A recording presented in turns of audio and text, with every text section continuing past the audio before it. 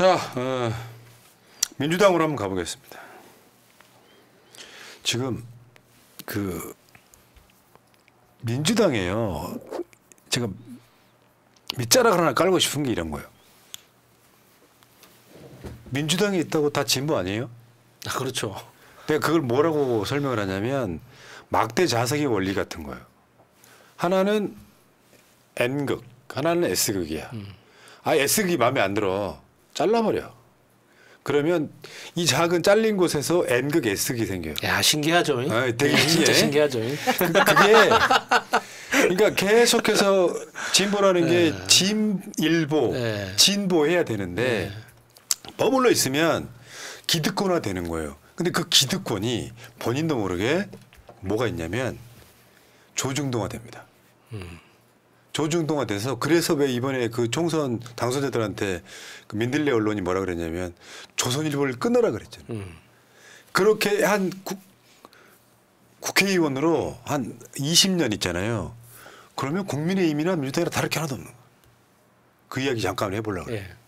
이번에 그 양문석 박사, 양문석 당선자의 글 한번 읽어드리겠습니다.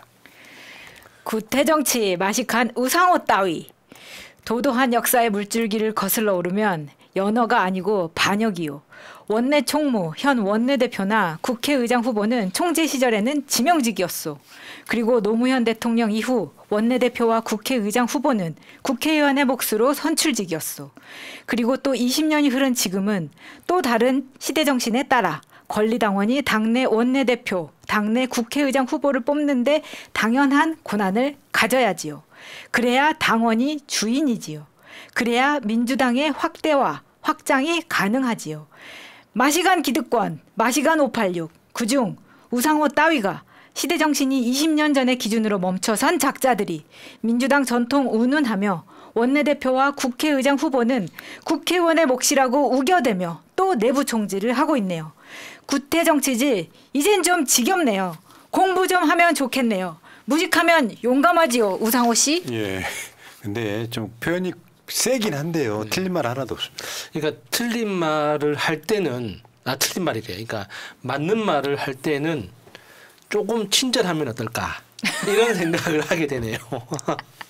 아니 근데 이렇게 표현하는 건 양문석의 스타일이에요, 그냥. 실제로 만나서 대화해 보면 뭐 이런 식으로 대화를 하는 게 아니라 언론에 임팩트를 주려고 일부러 세게 쓰는 글처럼 보이고요. 그러니까 망고불면의 진리는 없는 거예요. 민주당이 권리당원 기준 대의원들이 60대 1 뭐 이런 식이었잖아요. 20대 1로 바꿨잖아요. 그러면 원래 국회의장하고 원내대표는 국회의원들이 뽑는 거야라고 하는 그것이 어떻게 망고불변의 진리일 수 있습니까? 근데 기득권화 되다 보니까 우상호 의원이 그거에 그러니까 당원들 비중을 넣어야 된다라고 하는 거에 반대하는 이유는 뭐겠어요? 한 20년 가까이 국회에 있어 보니까 니들이 끼어들 차례 아니야라고 기득권이 되어 있는 거예요. 내가 저번에 항상 말씀드렸지만 우상호 의원 자체가 아주 나쁜 정치인 아니에요. 기본적으로 말도 통하고 하는 사람인데 어느 날 보니까 진짜 이게 8.6 운동권의 맏형처럼 되어 있잖아요. 너무 꼰대스러운 거야. 이럴 때 본인이 출마를 안 해서 국회의원 다음에 안 하는 거랑 상관없이 이게 소신발언이라고 생각할지 모르지만 실제로 시대적 흐름을 못 따라가는 게 그냥 보인다는 거죠. 반면에 그보다 조금 어린 김민석 의원 같은 경우는 시대가 바뀌었으니 당원들 비중을 10%라도 넣어보자. 10%면 의석으로 따지면 17석에 해당한다. 그렇게 반영해보자. 여기 이야기거든요. 그러니까 양문석 박사가 이렇게 화를 낸 이유에 대해서는 충분히 여러분들 이해하셨으면 좋겠습니다. 아니 당연히 이해를 하고 있고요. 이렇게 화를 내줘서 시원하다는 반응이 사실 적절한 시점에 나온 것 같아요. 네, 저도 이렇게 충분히 이해하는데, 그러니까 지금은 이제 현역이 되는 날이 며칠 안 남았잖아요. 이제 좀 며칠만 있으면은 현역 국회의원 임기가 시작되는데 이걸 어떤 특정한 사람의 이름을 직접 거명하면서 이런 식으로 공격적으로 쓰는 건 앞으로 좀 조심할 필요가 있지 않나 하는 그런 생각이 드는 거예요. 걱정이 되니까. 이건 있어. 조중동의 훌륭한 먹잇감은 돼. 자, 그걸 두려워할 사람은 아닌 것 같고요. 그 다음에 오늘 권리당원 당비 나가는 날이네요. 아마 비슷한 시기에 대부분 다 이렇게. 자, 고민정 종부세 폐지. 이게요, 고민정이니까 더 비판받는 측면도 있을 거예요. 근데 요거는 나 웬만하면 고민정은 거론도 안 하고 싶어 하는 사람인데 종부세 폐지를 저런 식으로 다루면 저는 안 됩니다. 왜냐하면 한번 생각을 한번 해봐요.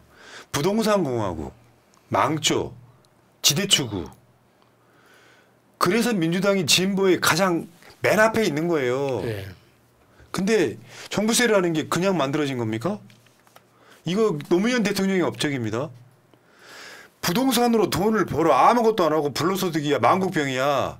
근데 이 얘네들이 갖고 있는 그 부동산이라는 게 그걸로 부를 이루면 열심히 일하는 사람들은 아무것도 아니게 되는 거예요. 그래서 부동산으로 돈 번 사람들이 일정 비율로 세금을 내라. 당연한 거잖아. 근데 종부세를 왜 폐지하냐고. 그러니까 저는 고민정이 종부세가 왜 만들어졌는지, 대한민국에서 왜 만들어졌고 저걸 만들기 위해서 노무현 대통령이 어떤 고생을 했는지 알고 하는 소리인지 모르겠습니다. 초등학생들 꿈이 건물주래요. 조물주 위에 건물주라고. 그런 관념들이 왜 생겼겠습니까? 저는 노무현 대통령 생각하면 꼭 그 북한하고의 관계를 이야기할 수밖에 없는데 대한민국에서 돈을 버는 방법은 딱 두 가지뿐입니다. 부동산 아니면 주식. 둘 중에 하나뿐이에요. 왜 그렇게 됐겠습니까? 북한 때문에 길이 막혀 있기 때문에 그런 거예요. 우리가 그 구한말 그 조선 후반 때나 건국 초기에 북한하고 교류가 가능했던 시기에 청년들이 걸어서 러시아까지 가고 걸어서 유럽 가가지고 장사하고 돌아오는 그런 이야기들이 허다했습니다. 근데 지금은 그게 불가능해요. 왜? 대한민국 청년들이 할 줄 몰라서가 아닙니다. 비행기 값을 못 구하면은 밖으로 못 나가요. 뭐 맨몸으로 자전거 타고 유럽 가가지고 나 장사하고 오겠다. 돈을 못 한다고요. 그러니까 대한민국에서 돈을 버는 방법은 부모님한테 땅을 물려받거나 주식을 해가지고 대박 나는 거 말고는 돈 버는 방법이 없어요. 그러니까 그 머리 좋은 청년들이 찾아낸 그 탈출구가 코인이잖아요. 코인에서 돈이 된다니까. 실제로 돈이 되는 사람도 있고. 그러니까 대한민국이 북한 때문에 대륙으로의 진출이 막혀 있다 보니까 모든 자원이 대한민국 자원의 절반이 부동산에 박히는 거예요. 그래서 그 불균형을 조절해보자, 완화시켜보자. 그것 때문에 종부세를 만든 거거든요. 맞죠. 만약에 북한하고의 관계를 개선해가지고 평화시대가 온다. 그러면 종부세 절반으로 줄이거나 없애거나 검토해볼 수 있습니다. 사람들이 돈 벌 수 있는 기회가 전 세계로 열리는데 굳이 부동산에 목맬 이유가 없거든요. 근데 지금은 안 그렇단 말이에요. 네. 그러니까 고민정이 이런 종부세가 가지고 있는 시대 정신, 왜 대한민국에서 종부세가 존재할 수밖에 없는가? 이런 문제의식을 갖고 하는 말인지 저는 너무 의심스러운 거예요. 그러니까 이런 거야. 논리인 즉 무조건 앞에 종부세 폐지라고만 외친 건 아니고 이런 문제 때문에 민주당이 좀 어려워졌다. 말인즉 이런 거야. 고민정 광진 을이죠. 광진이나 이번에 동작을 같은 데 있잖아요. 그러니까 윤석열 심판론이 잘 안 먹힌 곳들이 일부가 있어요. 이기더라도 겨우 이기고. 그게 아파트 값, 종부세 때문이라고 하는데 일단 처방이 틀렸고요. 왜 그러냐면 종부세라고 하는 것은 굉장히 상징적인 제도고 그래서 문재인 정부 때 그런 사람들을 표를 얻고자 종부세 요율을 조금 더 낮췄잖아요. 더 올렸다고 쉽게 표현하면 예. 웬만한 사람 다 종부세에서 빠져나가게 만들고. 근데 반대로 한번 생각해 보자고. 깨어있지 않은 사람, 집 한 칸도 없는 사람들이 윤석열 국민의힘 불의를 찍어오던 사람들이 안 찍는 것은 종부세랑 아무 상관없습니다. 실제로 대한민국의 부자 숫자는 얼마 안 되기 때문입니다. 1%도 안 됩니다. 그러면 되게 깨어있는 시민들 입장에서 부자들한테 종부세 안 받겠다고 하면 민주당한테 손이 갑니까? 민주당이 갖는 가치는 민주란 말도 있지만 진보란 가치도 있어요. 민주는 민주주의 일반적인 이야기고 민주당이 가져야 될 정체성은 진보예요. 말하자면 미국의 공화당과 미국의 민주당처럼 물론 거기도 둘 다 기득권화 돼 있긴 하지만 조금이라도 진보할 수 있어야 된다면 지금 이 분위기 속에 종부세를 올립시다까지는 나 용자라고 생각해. 고양이 목이 방울달기에 가깝지. 조중중이 못 기다려주지. 그런데 종부세를 폐지하자고 주장하는 건 그냥 갑자기 뜨근포인 거야. 이거는 내가 봤을 때 민주당 국회의원으로 할 말이 아니라는 거죠. 부자 봐주기. 윤석열이가 초부자 감세하고 있는데 종부세까지 없애자는 이야기는 좀 웃겨요, 맥락이. 저는 고민정이 청와대 대변인을 거쳐서 초선하고 지금 재선을 오는 과정에서 이번에 운 좋게도 단수를 받았고 경선 없이 올라갔습니다. 이 과정에서 사실은 지지자들한테 굉장히 많은 비판을 받았기 때문에 본인이 다음번에 어떻게 될지 모른다는 공포가 있을 거라고 생각이 들어요. 그러다 보니까 사실은 뭐 서민정당을 탈피해야 된다고 주장을 했지만 왜 우리가 화가 나는 이유가 뭐냐면 너는 국회의원이 됐는데 서민정당을 탈피할 게 아니라 우리 서민에서 탈피하게 만들어줘야 되는데 지만 탈피한 것처럼 지금 이런 거예요. 그러면서 본인이 신동아하고 단독으로 인터뷰를 합니다. 언제부터 대한민국의 민주당의 국회의원이 신동아랑 단독으로 인터뷰를 하면서 갑자기 진보적인 정책을 펴기 시작하는 거예요. 중도 보수를 눈치 보이겠죠. 왜? 광진을이 급격하게 그런 방향으로 가고 있고 이번에 누구랑 지금 붙어서 떨어졌냐. 그 한예종 그 남자분 누구죠? 이름이 생각이 안 납니다. 그 연극 배우 출신. 네, 연극 배우 출신. 그 아저씨랑 붙어서 김상진 아니야? 네, 아니 경선에서는 경선에 그 하지 않았고 단수로 올라간 거고. 오신환하고 사실은 표차가 4,015표밖에 나지 않았어요. 본인은 지금 굉장히 거기에 대해서 걱정이 될 거고 앞으로 4년 동안 계속 이 짓을 할 거라고 봅니다. 고민정은. 오케이. 자, 그렇고요. 그러니까 정체성이라는 건 중요해. 그렇다고 우리가 옛날 꼰대도 아니에요. 정책 지키자 이런 건 아닌데 건드리지 말아야 될 거 이런 거 있잖아. 예를 들면 민주당 국회의원이 무상급식 폐지하자 하는 거랑 비슷한 맥락이에요. 솔직히 말씀드리면 고민정은 정치를 너무 모르더라고요. 지지층이 어떻게 부합하는가. 똥꼬집은 있는데 정치를 잘 몰라요. 그 4년쯤 했으면은 최고위원도 한 2년쯤 했으면은 정치에 좀 발전이 있으면 좋겠습니다. 자, 지금 더 하면 안 되나요? 8월 달 전당대회가 있죠. 그게 5월 말이니까요. 실제로 당대표 뽑는 거 3개월밖에 안 남았어요. 선거일로도. 8월 말에 뽑아요. 그럼 선거운동은 이미 다음 달부터 시작됩니다. 근데 여기 이번 핵심이 당원권 강화예요.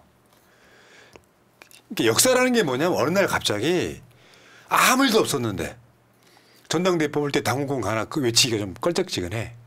근데 묘하게 우원식 되고 추미애 떨어지고 하면서 당원권 강화의 화두가 올라왔잖아요. 그러면 출마한 후보들이 다 당원권 강화를 이야기할 수밖에 없어요. 그러니까 역사의 반전이 그런 거지.